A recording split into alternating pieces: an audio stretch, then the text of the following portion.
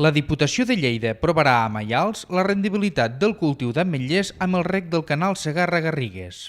D'aquesta manera, es pretén posar a disposició dels agricultors de la zona informació que garanteixi la viabilitat d'un cultiu determinat al voltant de l'entorn del canal. El president de la Diputació de Lleida, Joan Renyer, ha destacat que el projecte vol servir també per buscar una alternativa als cultius ja existents a la Segarra i les Garrigues. Buscant també una alternativa,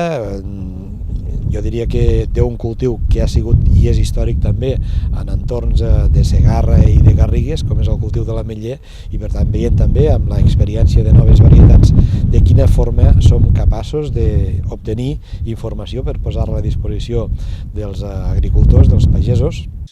La finca ja té instal·lada la dotació de reg i la previsió és que durant el proper estiu es treballi en la col·locació del goter per tal que a partir de la tardor i l'hivern es puguin començar a plantar els ametllers.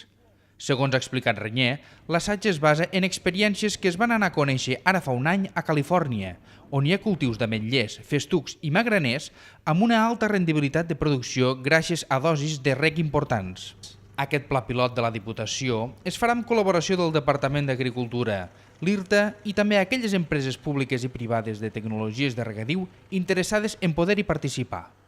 Hi ha algunes empreses, concretament una d'israeliana, que pot estar interessada en noves fórmules i tecnologies de sistemes de reg, donat que ells estan molt experimentats i avançats en aquest sentit, i també amb la mateixa SG, Aigua Segarra-Garrigues, a la que li plantejarem també la possibilitat de participar en la mesura que conveníem i convinguem tots plegats. La Diputació també té previst fer un assaig similar amb alzineres inoculades per al cultiu de la tòfona,